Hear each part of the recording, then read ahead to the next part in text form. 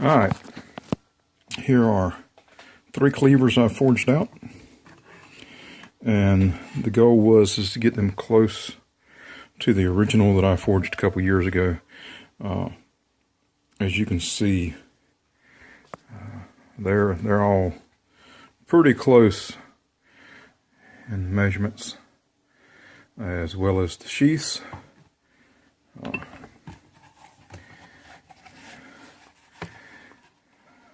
Again, I cut the raw leather, do the dyeing, stamping, everything and all by hand, make the sheaths from scratch, and I'll do hand stitching.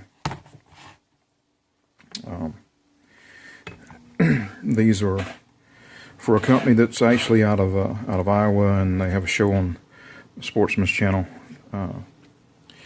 They'd got a hold of the original from a local business that I'd forged it for a couple of years ago, and when I contacted them, when I found out and asked if they would be interested in something for themselves, they requested 3 like the original. Now my fit and finish is actually better than the original. As you can see, I matched up the centering and all of the pins, everything and all.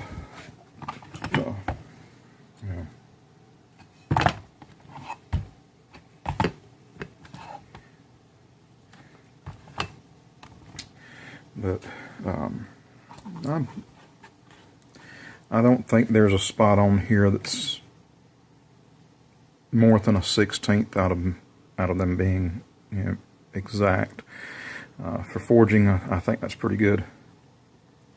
But there's a look at those. And then the cross-peen textured blade that I did, that was a blank that I did not forge out and all. Here it is, finished up.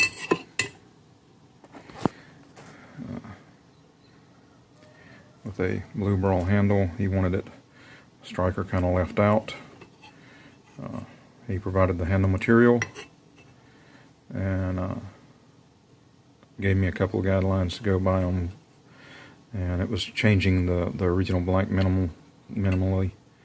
So I did add taper it into a distal taper.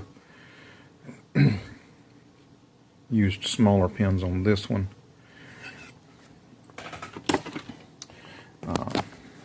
Here's an example of my carving on handles. This was elk tine, and there it is.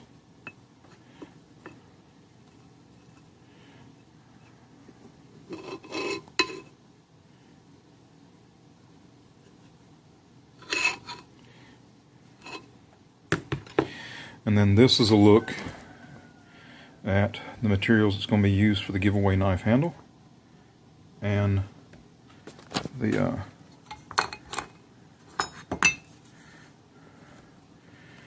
final etch on it. Let's see if I can, there we go.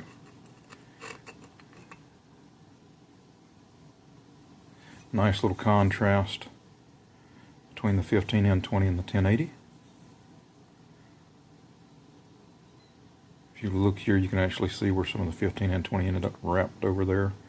But again, a nice distal taper forged in. And this is going to be deer antler and linen micarta. And then the 4 basic knife designs that I'm going to be going on from here on out. And these are just cut out of cardboard to give me a reference. I'm actually going to make a steel template, so when I forge them I'll have something to compare them to that'll actually hang around for a while. But this is basically what you're going to see. This is the mini cleaver with that originally had a handle shaped like these, but I decided to change it up. I like the feel of that style handle better, which is actually the same style handle as on this knife. It's a good grip, has a little bit of swell to the rear, so it's easier to hold on to. This will be the mini cleaver, the actual size that it's going to be. Now my hand is 4 inches apart, 4 inches across, so you're looking about 4.5 inch total for the end for the blade. Now, then I'll be doing a small drop point that can also be done as a spear point or with a gut hook filed in. And yes, I do hand file in the gut hooks when I do them.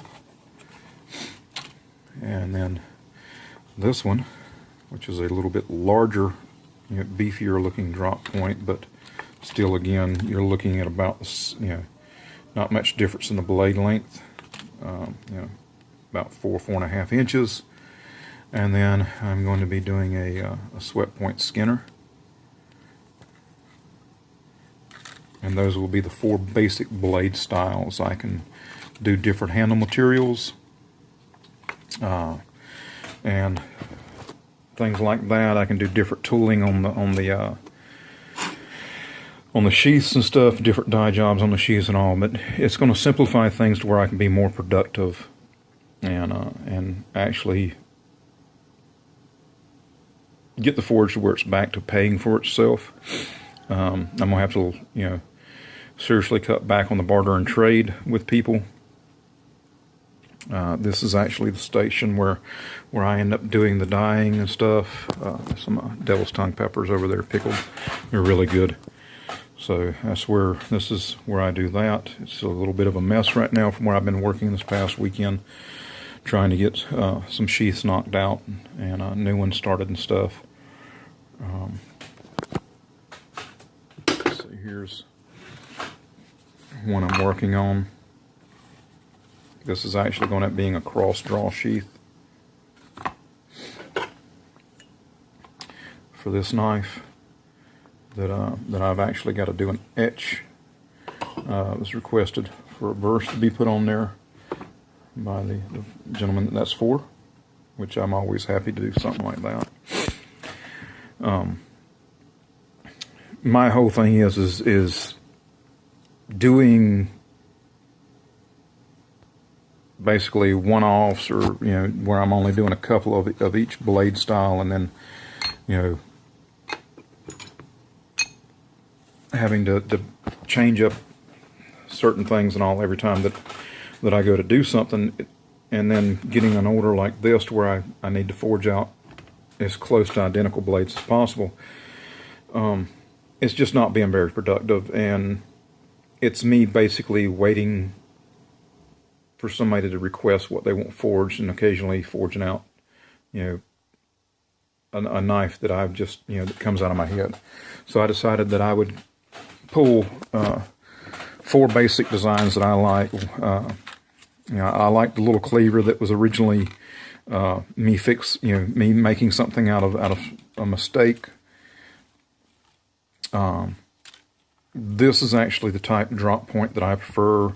Not a huge long blade, but a little bit beefier blade, something that's good for bushcraft out in the woods and everyday carry as well. And then this size drop point has been one of my more popular style knives between it and the spear point and stuff. So I figured take those, and then I live in an area where there's actually deer camps and stuff like that, and a lot of hunters coming in from out of state. So, a nice little skinner, figure ought to work good. Now, my goal as of right now is to get to where I can do a minimal, back to doing a minimal of 1 video a week. But being able to get in the forge pretty much every day. So some videos may be just a variation of some of the different things that I'm doing throughout the week. Little snippets here and there from each day. But it'll let you see what I'm doing, what I'm up to, and how I'm progressing.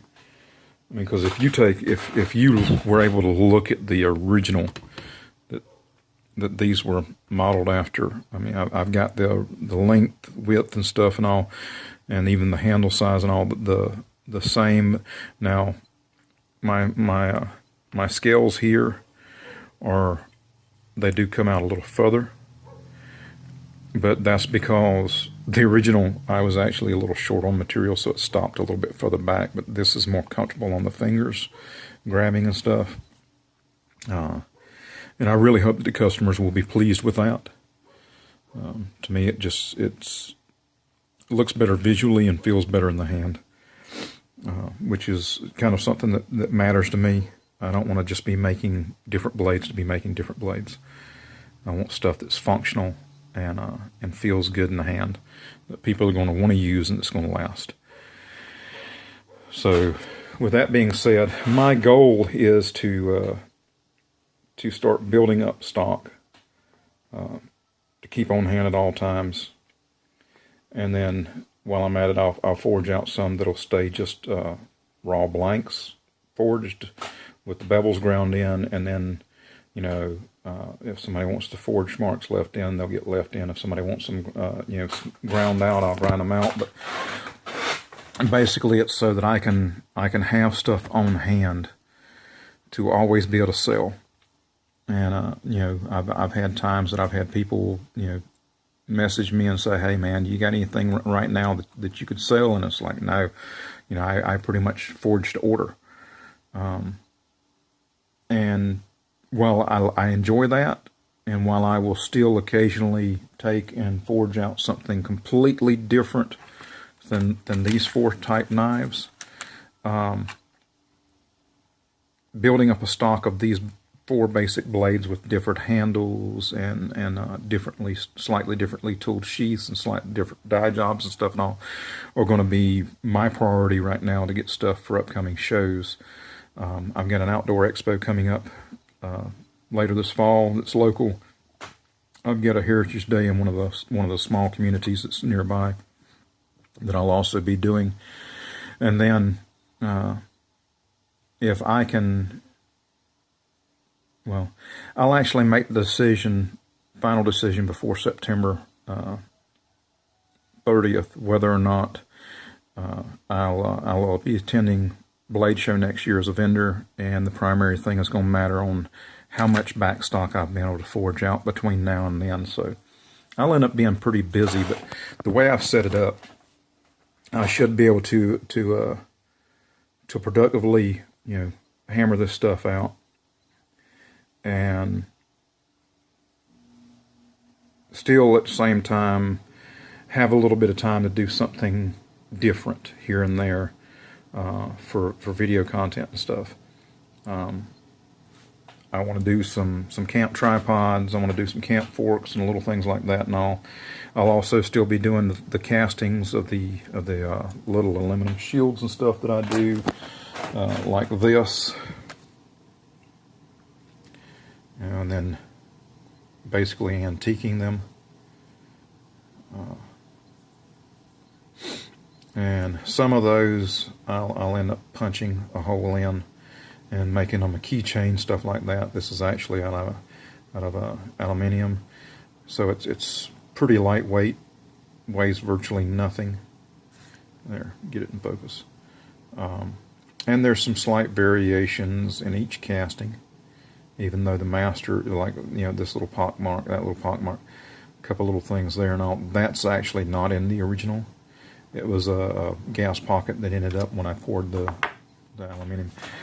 But that's the goal, is to get to where I can be more productive in actually producing blades to sell, and at the same time producing video content and having time freed up to do other little things and all, while maintaining supplies and all, so I can actually be out in the forge on a regular basis. That's the biggest problem that I have. Right now, I'm not bringing in enough money to actually keep the forge going on, and a good part of that is my own fault, because I've been doing a lot of barter and trade with people locally, and also a little bit here and there with people out of state.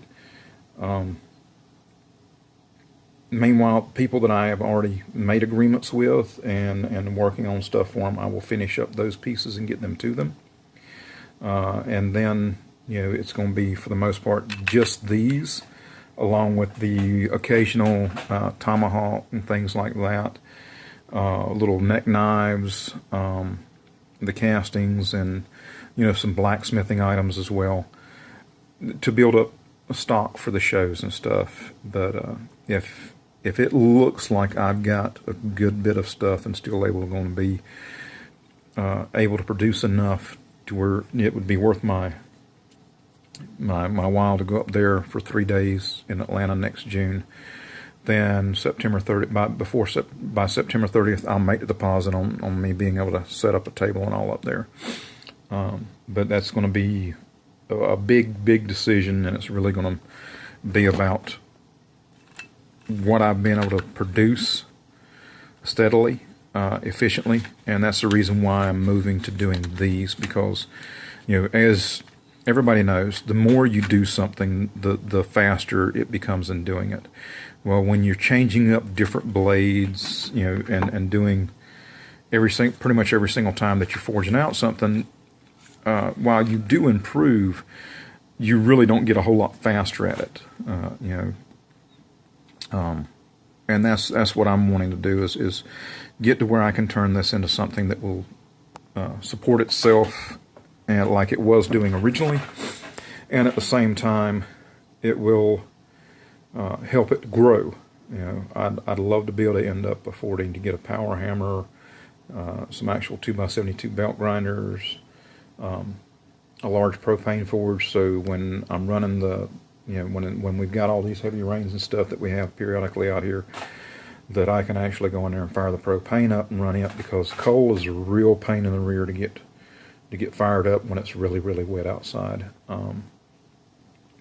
You know, I mean, it's like I'd like to have a forge press. I mean, and those things would allot me to be able to start doing you know, more of my own forged out Damascus. I don't want to order you know, Damascus raw stock that's already been forged out by somebody else and everything and all. That's I mean, there's nothing wrong with the guys that do that and all, because they don't have time and stuff, but I really want to be able to, you know, do my own. It's something that I enjoy, the forge process, but I need to streamline the processes so that I can actually be more productive and more efficient in my work time and things like that. So I appreciate the new subscribers, and I appreciate everybody that's been sticking with me. I especially appreciate you guys that comment and give me some input. Now remember this right here, this is the laminated Damascus Skinner that is also the announcement video. If you go and like that video and comment on it, I'll know, you know, that well, and you also have to be subscribed to the channel. I'll know that you're interested in winning this knife. Once I reach 250 likes on the YouTube channel, I'll take the people that have commented and everything and all on that video that are subscribers, and use a random number generator, and somebody will be a lucky winner to win it. And I'll even do a nicely tooled sheath. You know, my leather working skills are getting far greater than they were originally. Originally, the sheaths that I made, and oh man, I felt bad for people that got them, because, you know, as a majority of knife makers, I was a knife maker, not a sheath maker. Now I'm both. All right, I appreciate it, guys. Y'all have a blessed one. Be safe, and keep looking up. All right, catch y'all later.